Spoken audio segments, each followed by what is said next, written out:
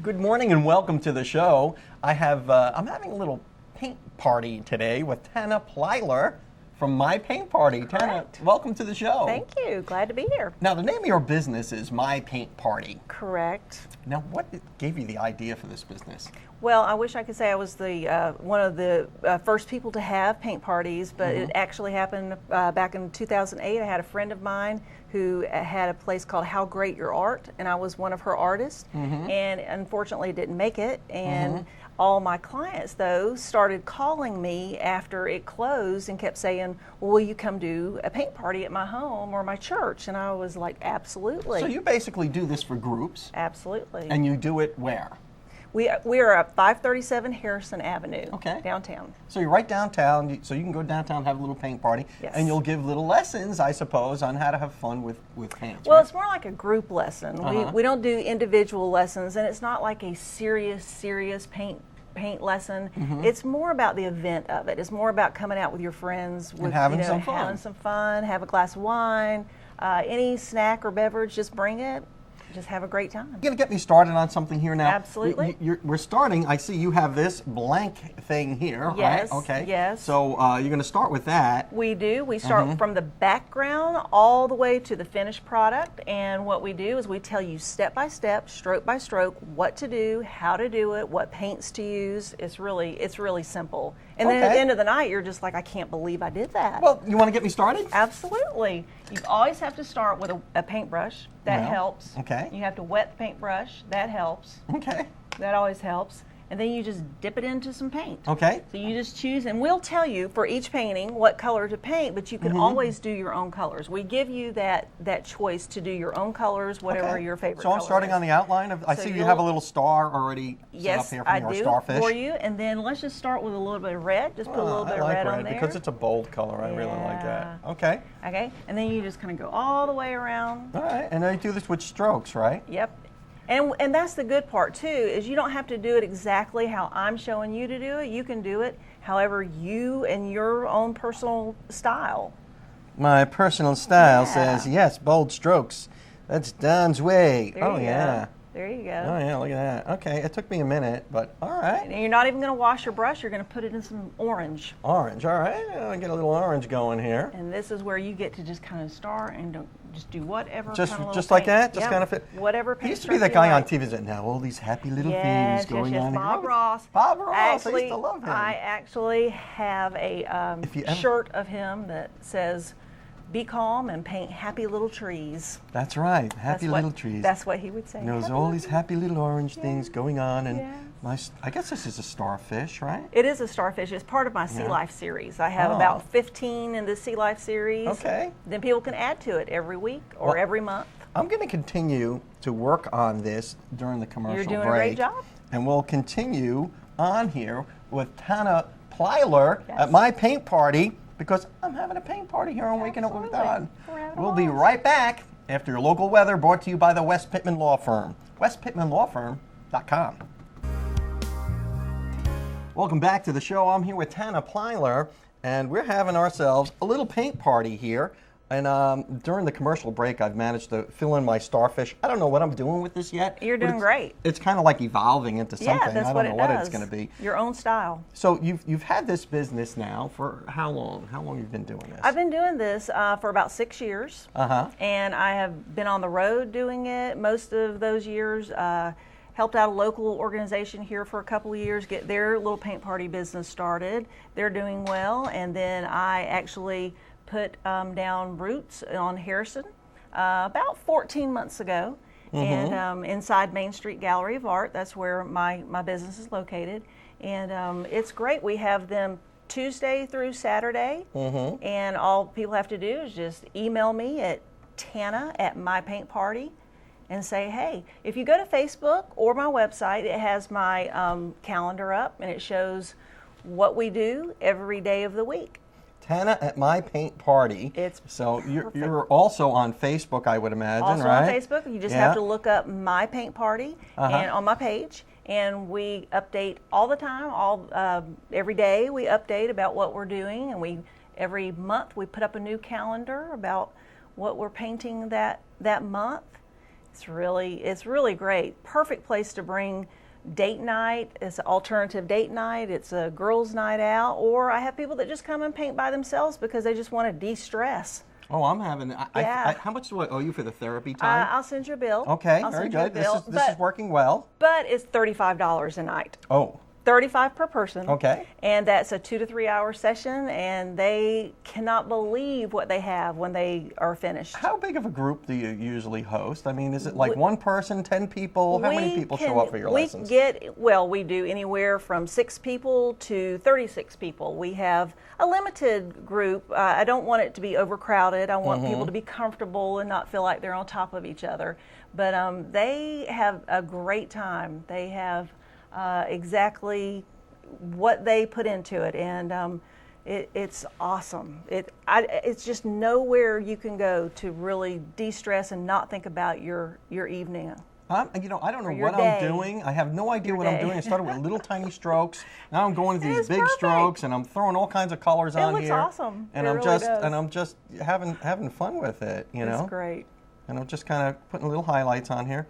This is I'm going to call this I call this one Patrick, as an homage to. We have people that do Patrick. Yes. To SpongeBob's buddy. Yes, absolutely.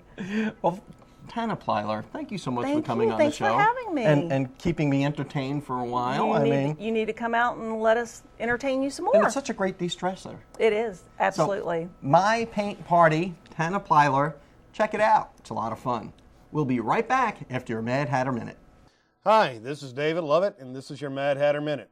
Today we're going to talk about exhaust. There are 3 things in your vehicle that make your car go. You have fuel, you have fire, and you have air. Air comes into the motor, it has to leave, and it leaves through your exhaust. Your exhaust consists of several different components. The components we're going to talk about today is the catalytic converter. The catalytic converter is the device that was actually put into effect in 1975 by the federal government.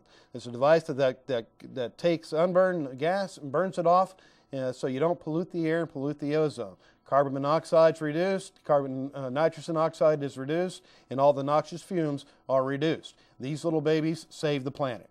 The catalytic converter is made of a hardened shell, and on the inside of the catalytic converter we have honeycombs. The honeycombs on the inside of the converter are what actually burn off the excess gases. On the side of this particular catalytic converter, there's a port.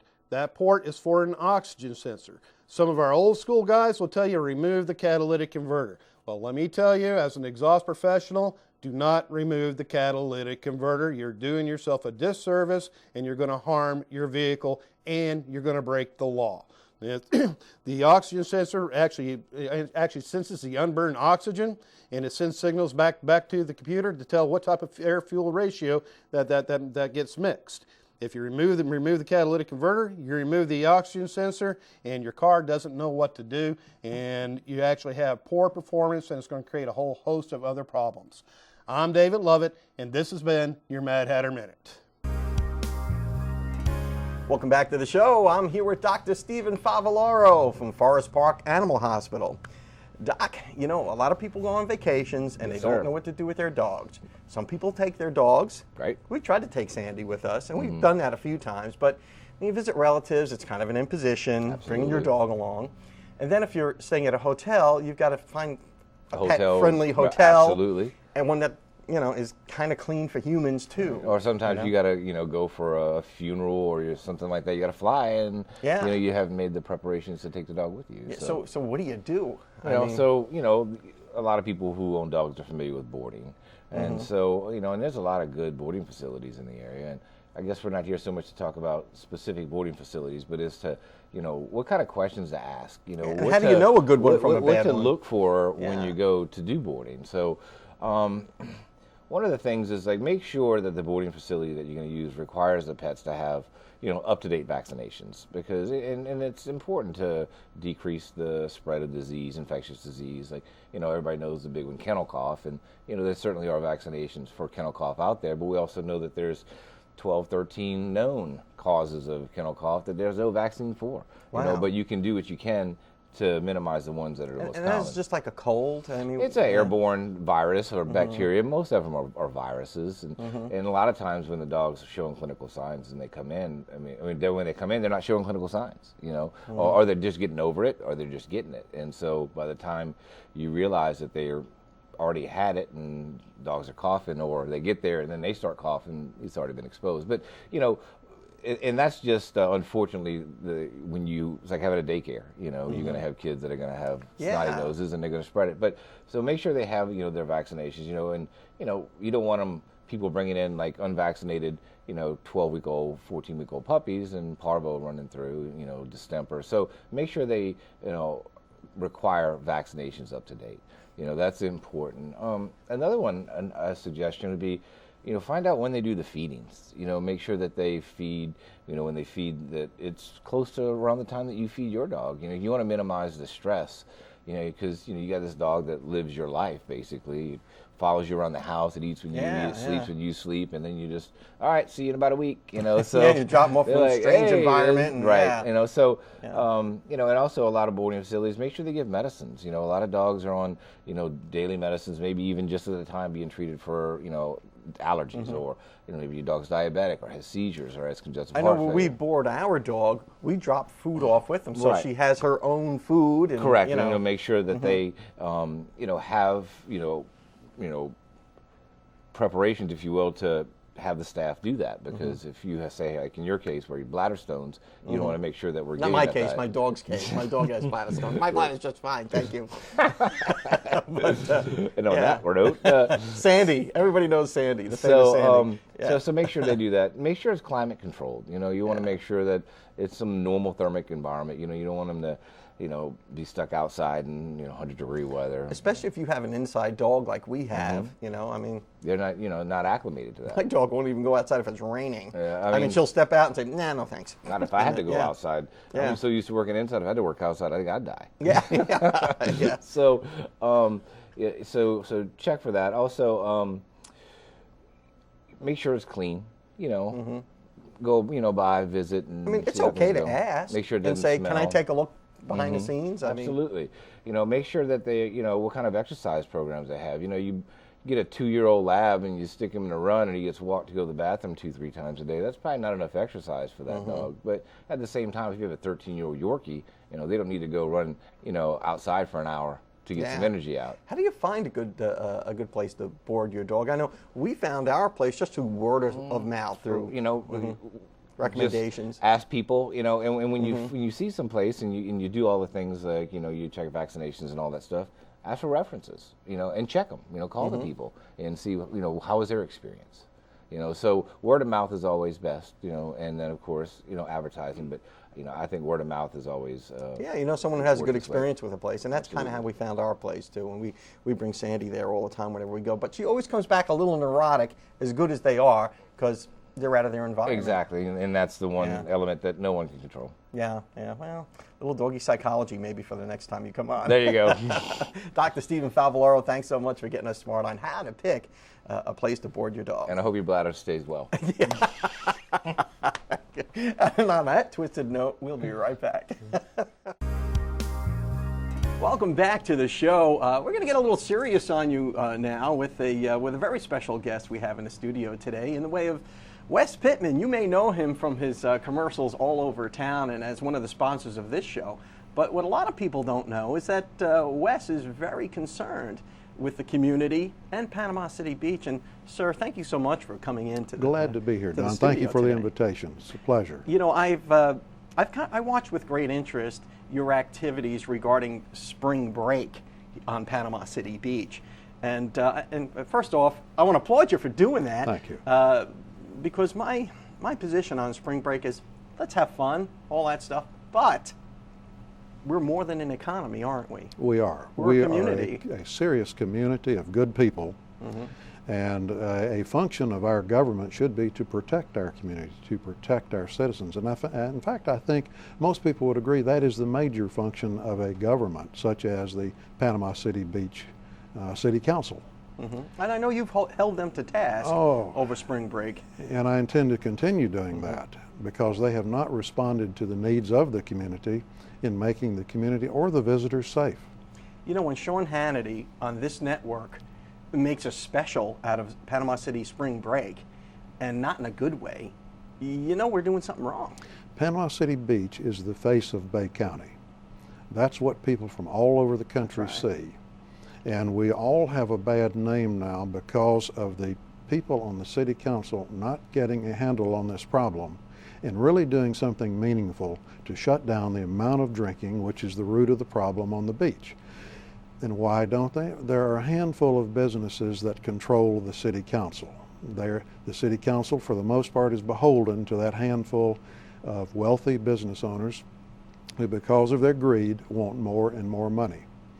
Yeah, and you know, we've seen the pictures. I mean, all you have to do is go out on Twitter or just Google up Panama City spring break, and there are unbelievable things going on that beach. Don, I handed a folder at one of the city council meetings to the clerk to pass around to the city council members. A number of the members looked at the photos and were shocked. One in particular, Josie Strange, couldn't believe what she was seeing.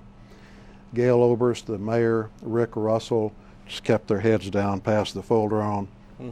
Either didn't care or were not willing to acknowledge what was going on. And that has been their attitude. And you're so right. If you're from Bay County, you're from Panama City Beach. You know, I tell people I'm from Panama City, you know, because I'm a transplant here from the Northeast. And people are like, woohoo, spring break, huh? I'm like, well, no, we do a heck of a lot more than that. Is that the way we want to be known? I was in Highlands, North Carolina a month or so ago, and for a short visit, trying to cool off a little bit in the mountains. And somebody in a store said, where are you from? The usual conversation. I hesitated, and I said, Panama City Beach. I nearly said Destin or Fort Walton or the Panhandle of Florida, someplace that has a better image now that doesn't have that redneck Riviera image, which the beach city council seems to be engendering forever, the way they aren't doing anything. The lady said, oh, my daughter was there during spring break. She and her friends left and went down to, I think it was Daytona or Fort Lauderdale, I can't remember which, to get away from the obscenities that were going on at Panama City Beach. That's a pretty strong statement. We have to run off to a break right now. But on the other side of that, I want to talk about the whole economic impact of spring break, and is it really worth it? We'll be right back after these messages. Welcome back to the show. I have Wes Pittman in the studio today, and we're talking about Panama City Beach and spring break and what that means to you. You know, the argument we hear is that it's about the economy, stupid. I mean, it brings a lot of money to Panama City Beach. Is that a valid argument when you have 10 college kids in one room?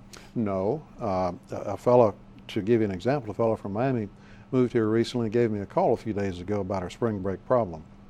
And he said in Fort Lauderdale, where they got control of the kids going for spring break by limiting the drinking on the beach, he said, now we have 4 people to a room. He said we have 4 family members typically to a room who are behaving, who are not tearing up the room, versus the 10 to 12 college kids that we used to have who were over drinking and destroying the room. He said, so from the money aspect, the owners of the businesses are much happier now with the kind of business they're getting in Lauderdale. And it's not necessarily the college kids, too, is it, Wes?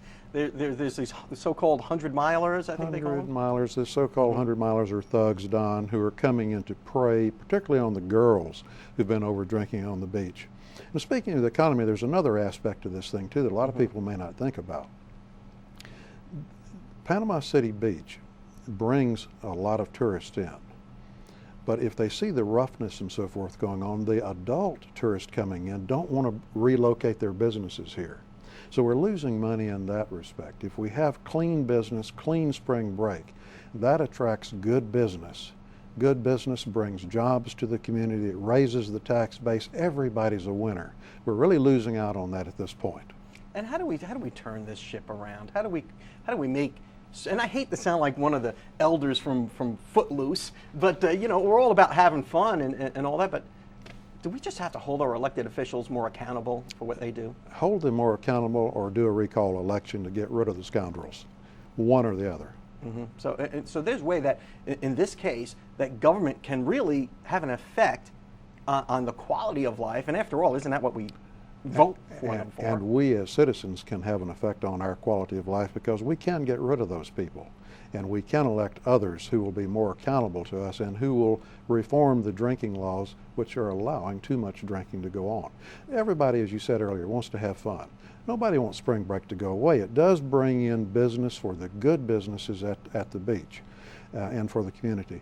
But when it goes to the extreme, that's what we need to get control over. So my theory is pass some stringent drinking ordinances now.